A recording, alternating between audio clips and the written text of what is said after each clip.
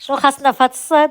اكيد شي حاجه ساهله خفيفه بنينه وكتوجد بلا كثره الوقوف قدام البوطه. جبت لكم بانكيك، الوصفه اللي غتعتمدوها كتحمر. غنحتاجو جوج البيضات، شويه ديال الملح، كيس من السكر المنسم بالفاني، جوج معالق ديال السكر، وغادي نخلطو بالطراب اليدوي. وهي من الاحسن ديروا كل شيء في الخلاط وطحنوا كيجي اسهل. 4 كاس ديال الزيت، كاس ونص ديال الحليب، وغنستمر كنخلط. من بعد كنزيدو كاس ديال الدقيق، كيس ونصف من خميره الحلويات 12 غرام بالمجموع. كنغربلو كنزيدو كاس اخر. وحنا دائما كنخلطوا حتى كنحصلوا على قوام بهذا الشكل. وكيف قلت ممكن انكم تخلطوا في الخلاط احسن. وكنمشيو نطيبوه مباشره في اي مقله ما كتلصقش. انا استعملت هاد الكريبيير ديال لاماكون، كنخليوها حتى كتسخن. كنديروا كميه قليله من العجينه. طبعا الا بغينا نديروا الحشو انا استعملت لي كاكريم، وكنغطيها بكميه اخرى. كنخليوها بعد ما كنحركوها واحد شويه على نار مهيله حتى كنحسوا بها شدت راسها واحد شويه، وكنقلبوها بسباتيولا بسرعه. يعني هذه العمليه خصها تكون سريعه.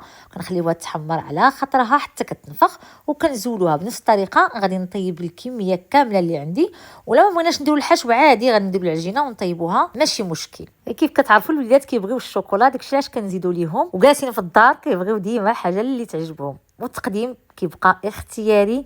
جربوهم راه كيجيو خفاف ولذاذ، واكيد غتعتمدوا الوصفه وغادي تجربوها وغتردوا عليا.